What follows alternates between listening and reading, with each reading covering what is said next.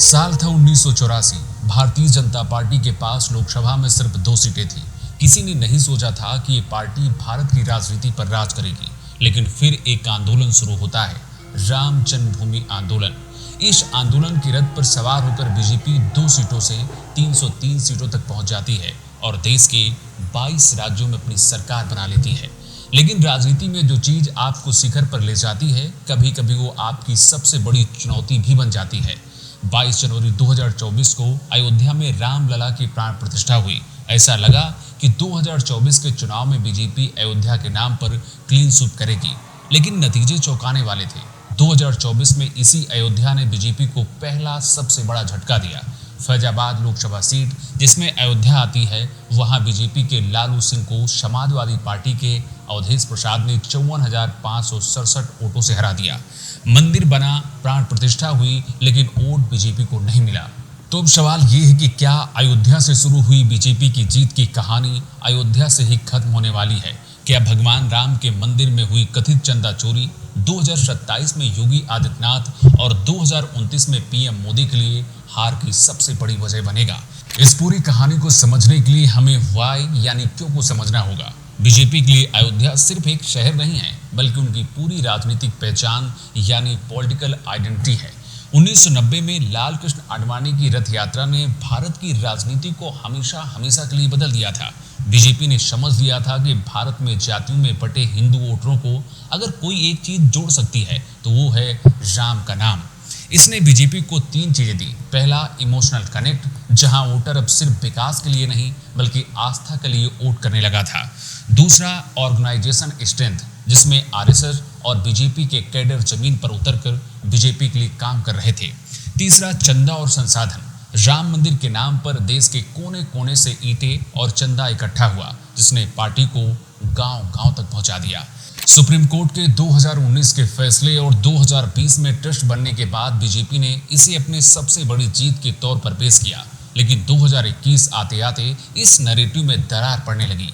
विपक्ष ने राम जन्मभूमि तीर्थ क्षेत्र ट्रस्ट पर गंभीर आरोप लगा कि अयोध्या में जो जमीन चंद मिनटों पहले 2 करोड़ रुपए में खरीदी गई, उसे राम मंदिर ट्रस्ट को 18.5 करोड़ रुपए में बेच दिया गया। विपक्ष ने इसे चंदा चोरी का नाम दिया। ये आरोप लगाया गया कि स्थानीय बीजेपी नेता और अधिकारी जमीन के इस खेल में शामिल हैं।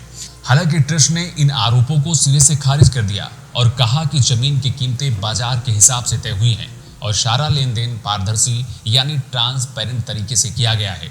लेकिन राजनीति में प्रिस्क्रिप्शन इज रियलिटी, जो दिखता है वही सच मान लिया जाता है। इस विवाद ने बीजेपी की उस पवित्र और भ्रष्टाचार मुक्त छवि पर चोट की जो उसने राम के नाम पर बनाई थी। इन सब का नतीजा 2024 के लोकसभा चुनाव में दिखा। फैजाबाद लोकसभा सीट से समाजवादी पार्टी के अवधेश प्रसाद चुनाव जीत गए। ये बीजेपी के लिए एक साइकोलॉजिकल झटका था। लेकिन इस हार के पीछे सिर्फ चंदे का विवाद नहीं था, जमीनी हकीकत कुछ और भी थी।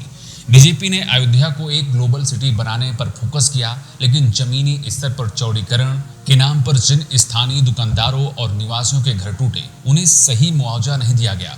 समाजवादी पार्टी ने पीडीए यानी पिछड़ा दलित अल्पसंख्यक कार्ड खेला और एक सामान्य सीट पर दलित उम्मीदवार उतारकर बीजेपी के हिंदुत्व मॉडल को जातिगत गणित से हरा दिया। अब यही पर बीजेपी की सबसे बड़ी हार हुई। जो वोटर राम मंदिर के लिए वोट करता था, उसका लक्ष्य पूरा हो चुका था। अब वो वापस रोजगार, महंगाई और स्थानीय मुद्दों पर वोट करने लगा था। अब आते हैं सबसे बड़े सवाल पर, क्या ये अयोध्या मॉडल का फेल होना है या 2027 यूपी विधानसभा और 2029 लोकसभा में बीजेपी की हार की आखिरी कील साबित होगा? इसका जवाब हाँ या ना में नहीं है, बल्कि बीजेपी की रणनीति पर निर्भर करता है। लेकिन हाँ, ये बीजेपी के लिए खतरे की घंटी जरूर है। अगर राम के नाम पर भ्रष्टाचार का नैरेटिव सेट हो गया तो बीजेपी का कोर वोटर निराश हो सकता है। विपक्ष ने अयोध्या में इसे साबित भी किया है कि हिंदुत्व की लहर को मजबूत जाति गठजोड़ से रोका जा सकता है।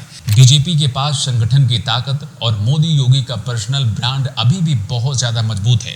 उनके पास नैरेटिव बदलने की क्षमता है, जैसे ज्ञान वापी या मथुरा के मुद्दे या फिर कोई और नया राष्ट्रवाद का मुद्दा।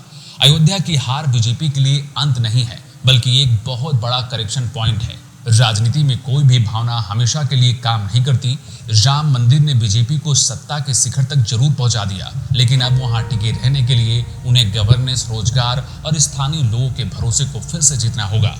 अगर विपक्ष इस चंदा चोरी और स्थानीय नाराजगी के नैरेटिव को 2027 और 2029 तक जिंदा रख पाया तो बीजेपी को भारी नुकसान हो सकता है।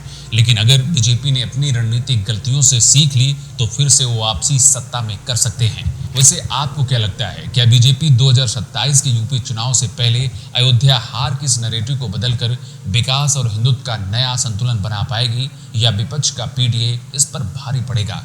आप अपनी राय कमेंट बॉक्स में लिखकर हमें बता सकते हैं। नमस्कार।